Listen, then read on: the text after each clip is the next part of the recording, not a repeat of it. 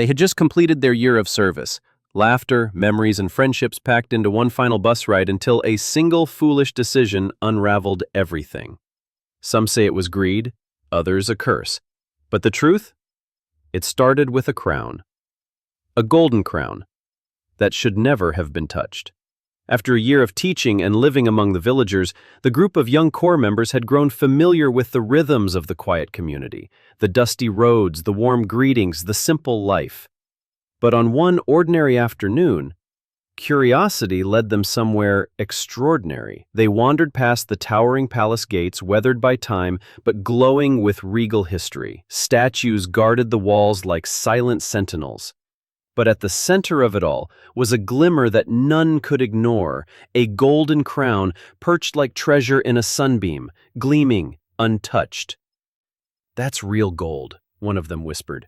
His name was Nonso, bold, reckless, the type to chase money faster than consequences. "You know how much this would sell for in the city?" he smirked. Others weren't so sure. "I've heard stories. They say anyone who steals from this palace is cursed." Nonso only laughed. "Curses? That's folklore. This crown's our jackpot." Days passed.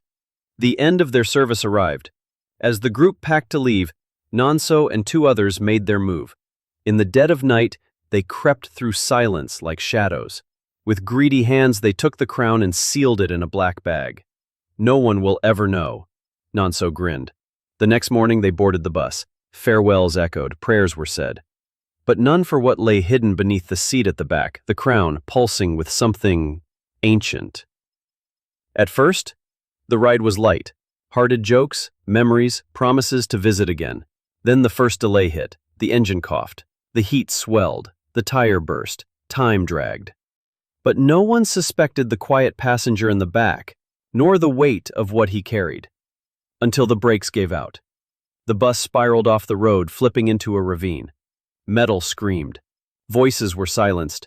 Dreams destroyed.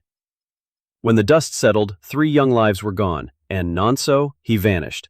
Nonso escaped, bag in hand, heart in his throat. Another bus, another ride. But the strange misfortunes followed. When he finally returned home, his youngest brother greeted him with joy. But joy didn't last.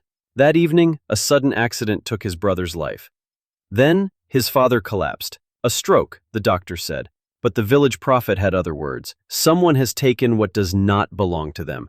Return it or face the wrath of the spirits." Still, Nonso clung to the crown.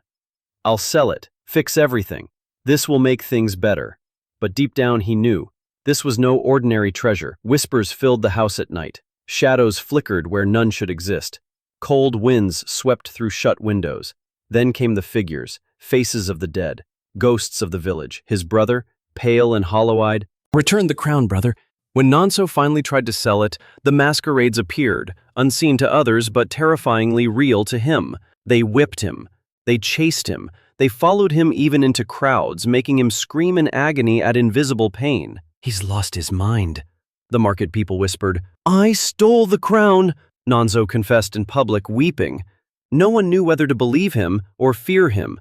He ran to the prophet, to the only one who could save him. "Return it within 3 days," the old man warned, "or this curse will consume you and everyone you love."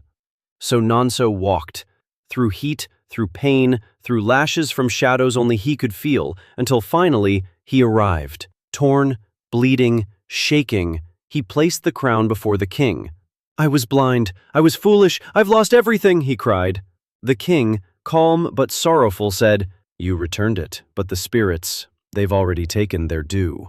Just as Nonso turned to leave, a messenger arrived. "Your father has passed." Grief wrapped around him like chains. He had nothing left. No brother, no father, no forgiveness.